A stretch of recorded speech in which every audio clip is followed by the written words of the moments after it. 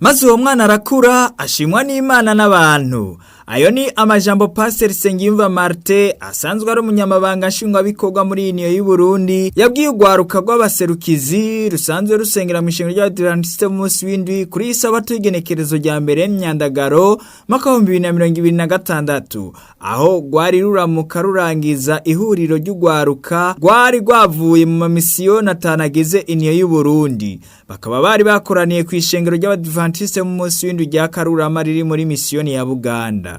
Pastor Nijimbere Edouard asanzwe arongoye urwo rwaruka muri Union y'u Burundi aratubwira intumbero yatumye urwo rwaruka rukoranira hamwe. Urugwaruka rwishimwa hasanze n'urwaruka rw'imyaka 16 gushika 21, urwaruka twita abaserukizi.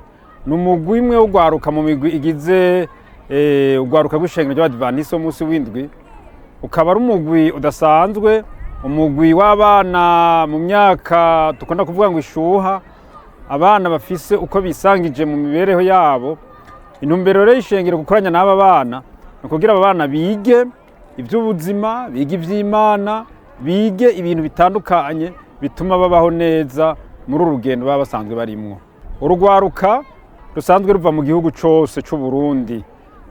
Mu ishengero ry'Abadventiste dukunda kuvuga ngo bavuye mu misiyoni yacu, mu misiyoni agize Union y'u Burundi cyangwa izishe mu ishengero ry'Abadventiste umunsi w'indwi.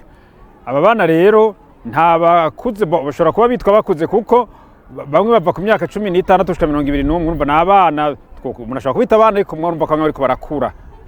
Nuko abangana byari 2641 bari bamazindwi bakoraniye ngaha ku Karurama. Nabo bari ngaha mu Cibitoke rero ku musozi Karurama, sabo ngaha mu Cibitoke gusa, bava mu gihugu cyose. Urugwaruka ruhamaze indwi yose. Ibikorwa rero biyiga kuva mu gitondo guhera saa 11 mu gitondo. Ibikorwa bifise urutonde bifise, hari ivy'imwemu, hari ivy'umubiri, hari n'ivyo kwiteza imbere, ivy'amagara. Ivyo bikorwa byose uko ari 4 birigishwa muri iyo misi yose. Guhera mu gitondo batangura gusenga, hanyuma ku murango bakiga ivyigwa bitandukanye, mbere bakiga n'ivyigwa byo kugira amagara meza. Iyo umunsi wose urinda uhera rero hari ikintu bariko bariga kijanye n'imyaka yabo. Ku bijanye n'ivy'imwemu, aba bana inyuma yaho nkuko bavyigishwa hari nk'abateye bagafata ingingo yo kwiyegurira Kristo. Abo rero barafata bagafata ingingo yo kubatizwa, baca babatizwa ko baba kwije imyaka yo kubatizwa. Ku bindi vyigwa navyo barafise ubumenyi bakuye mu vyigwa bize.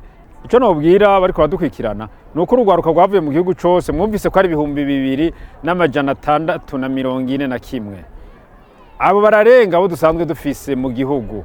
Rero bisigura ko dutumirira urugwaruka rundi nejo bundi nitwabatera kamo baze bitabe. Ni vyigwa vyiza bituma bibagira ico bibunguye mu rugendo barimwo muri inosi.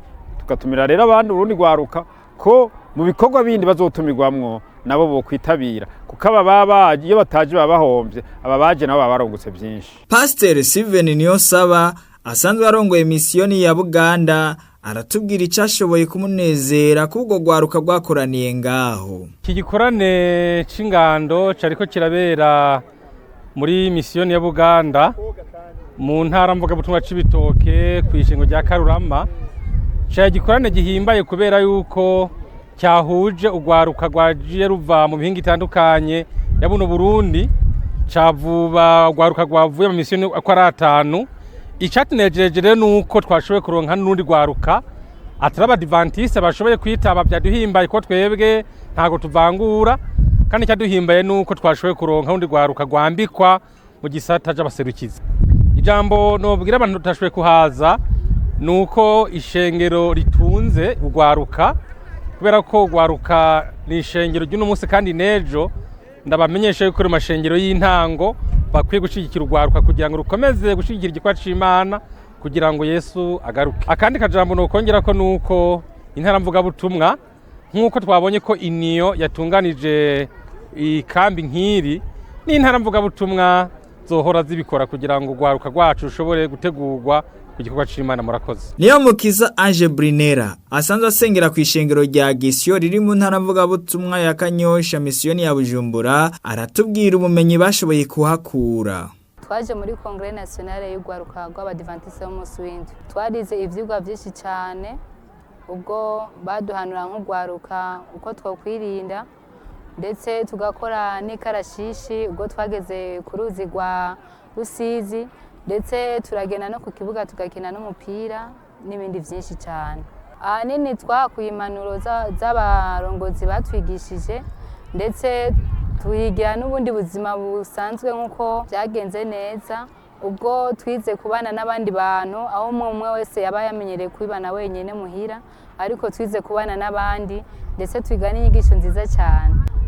Nk'abandi bagiye batashoboye kuhabashika ngaha, turabahimiriza kugira ngo nabo mu mwaka uza bazoze kugira ngo bige ivyigwa nabo, kugira ngo nabo bashobore kuba bokura cyane mu by'umubiri no mu vya mwemu. Mwomenya ko iryo huriro ry'urwaruka ryarangiranye akanyamuneza, bongera bashimira ibikorwa byashoboye kubera ngaho. Bakaba barangije bashimira abitabiriye iryo huriro badasanzwe ari Abadiventiste b'umunsi w'indwi.